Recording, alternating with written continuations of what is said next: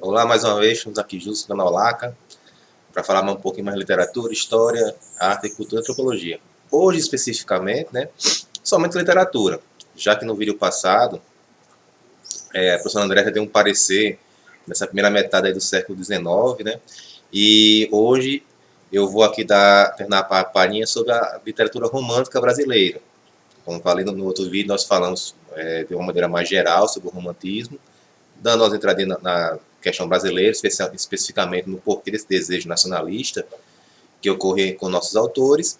E hoje a gente vai explorar um pouquinho mais como ficou essa questão das divisões de romantismo aqui dentro do Brasil. Tá? Primeira coisa a se dizer é que essas divisões elas são puramente didáticas, né? Já que primeira geração, segunda geração, terceira geração, às vezes passa a ideia de que veio uma depois da outra. Não foi bem por aí.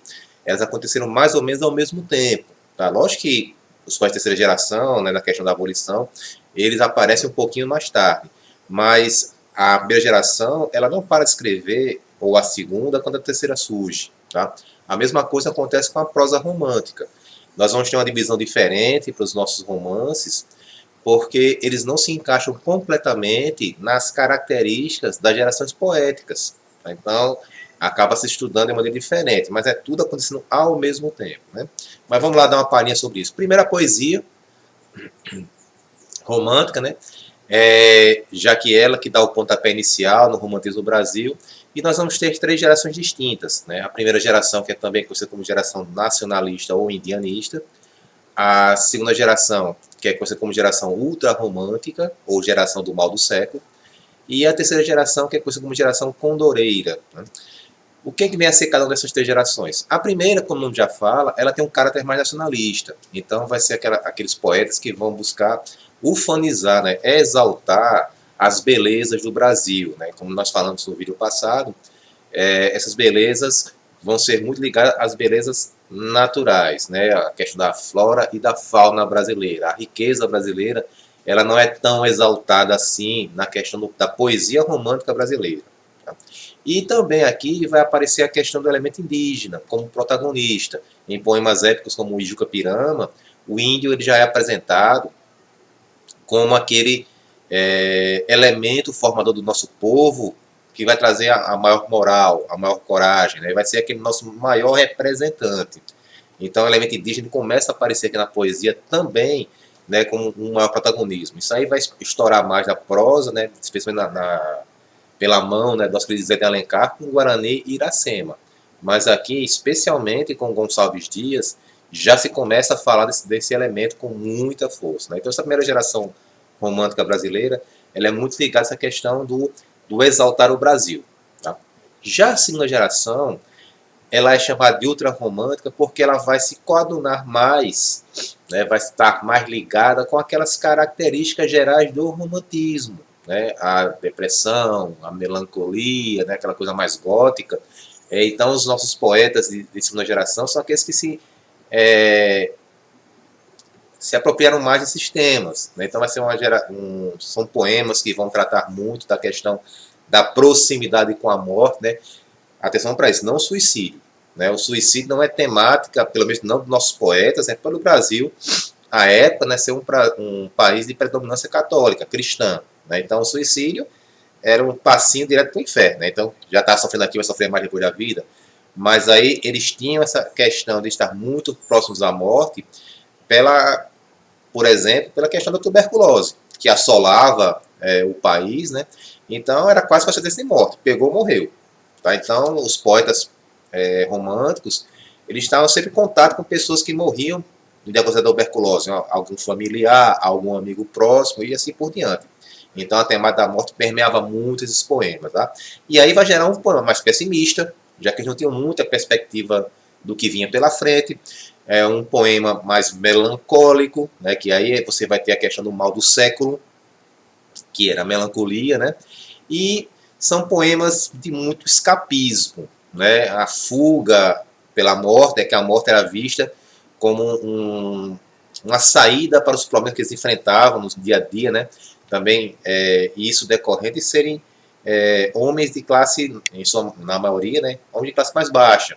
Então a qualidade de vida não era lá muito boa, né, vários poemas, especialmente do Álvaro de Azevedo, vai mostrar como temática a falta de recursos financeiros mesmo, né, para viver, a questão dele falar, inclusive, em roupas puídas, né, e então a morte era uma fuga. Mais uma vez, não através de suicídio, através da morte natural. Um outro escapismo muito comum durante a segunda geração romântica era a fuga para a infância, né? Naquele momento da vida que tudo era melhor, tudo era mais simples, tudo era mais agradável, né? Nós temos como grande representante dessa temática o nosso querido Cassimiro de Abreu, né? Com seu famoso poema Meus 8 anos. Então, várias vezes os poetas remetem à infância, né, para fugir dessa vida adulta tão problemática. E uma característica muito comum nesses poemas é justamente o carinho feminino que eles tinham quando criança, normalmente na figura da mãe ou na figura da irmã. Né? É retrato, né, da falta de contato com o sexo feminino, né, já na vida adulta, por várias restrições do que acontece na época. Né? E também importante, isso aí vem lá do arcadismo, né, nós já falamos em um vídeo anterior, a fuga para a natureza. Né? Só que não como lá no arcadismo, aquela questão do cara virar um vaqueiro e cuidar da vaquinha lá no campo. Não, aqui é simplesmente ter um contato com o ambiente natural, né? Refazer as energias e depois voltar para a vida. Né? E aqui, como eu estou falando do Rio de Janeiro, né, como capital do Império, né, como a professora André falou no vídeo anterior, o litoral ele começa a fazer parte dos poemas. Os poetas vão até o litoral, descrevem a praia, a beleza da praia, e aí voltam para sua vida urbana. E a terceira geração, né, que vai nos presentear com o nosso querido Castro Alves, né, o poeta dos escravos, é a chamada geração condoreira. Né? Esse nome é dado em homenagem realmente ao condor, né, aquela ave andina de grande envergadura e que voa a grandes alturas. Né? E por voar a grandes alturas, consegue enxergar muito longe. Então os poetas condoreiros, eles são aqueles que enxergavam além. E eles viam que a escravidão não tinha futuro em canto nenhum. Então são poetas que vão, em seus poemas, combater furiosamente a questão escravista. Né? Então são os poetas da abolição. E Castro Alves, com seu poema Navio Negreiro, é o grande representante desse período. Mas nem só de luta contra a escravidão vive os condoreiros. Né?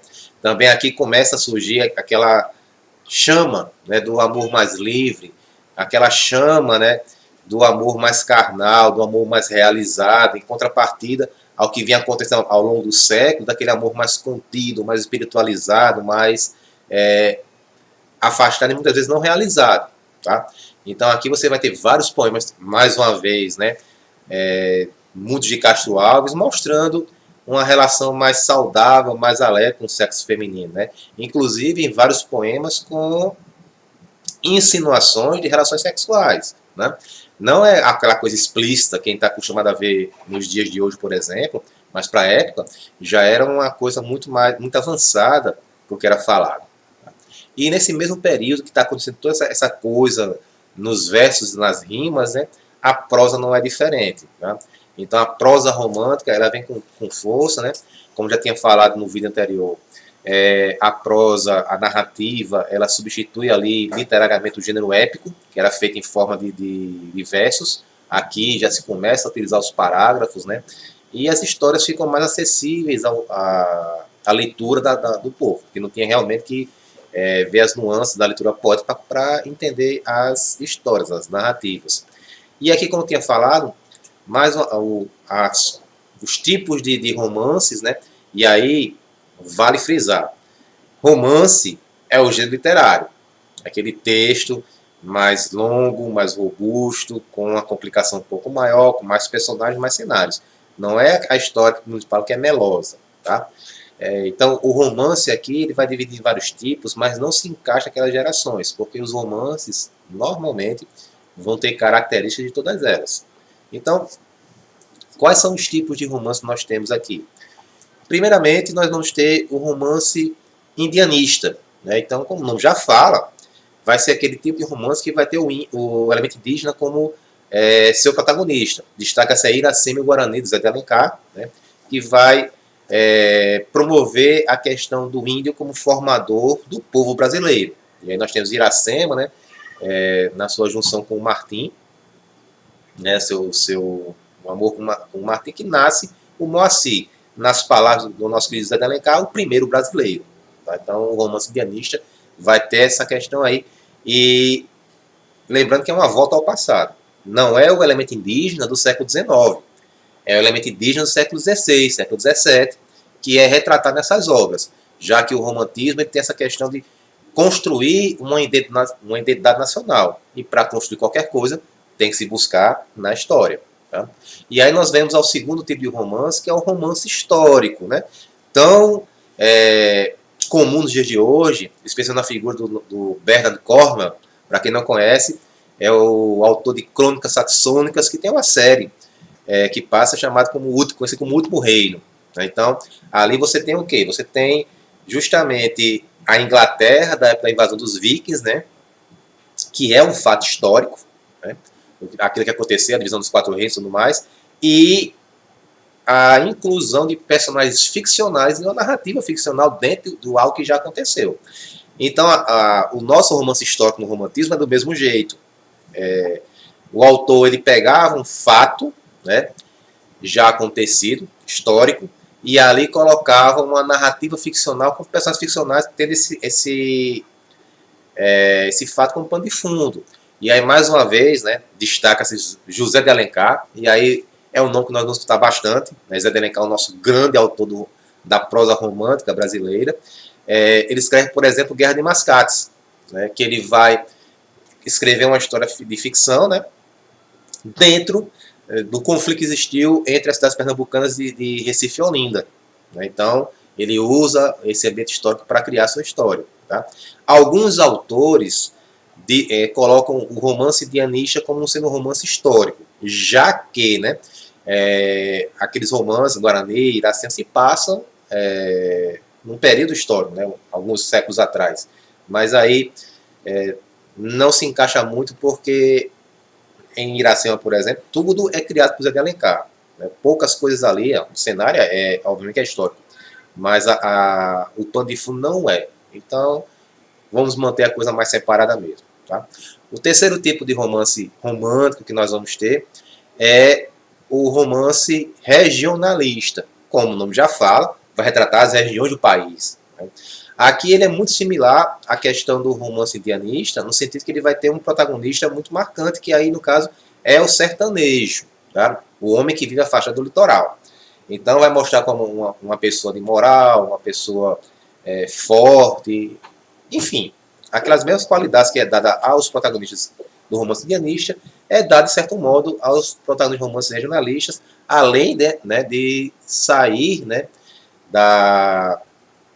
do cenário urbano da capital do Império Rio de Janeiro. Então vai mostrar aspectos, características das outras regiões do país. Tá? E aí destaca-se mais uma vez, até Alencar, né, o romance tio, né, que mostra a questão no interior, né, e um romance bem conhecido de época, né, que é também um romance que vale a pena ser falado, é a Escrava Isaura, que já teve até adaptação para a televisão brasileira. E, por fim, mas não menos importante, o romance urbano. Né? Isso aí, de longe, talvez o mais conhecido, que nos trazem obras como A Mão e a Luva, nos trazem obras como Lucila, Senhora, que é o romance que vai tratar de mostrar a sociedade brasileira da capital do Império, do Rio de Janeiro. Né? Então, os seus costumes, os seus bailes, a sua sociedade, isso tudo de uma maneira bem idealizada, como faz parte do romantismo, mostrar que o Brasil é um país perfeito. Tá? Sempre circulando ali nas altas esferas, então dinheiro aí não é um problema. E as personagens também são bem idealizadas, né? Então, mulheres e homens belíssimos e belíssimas, né?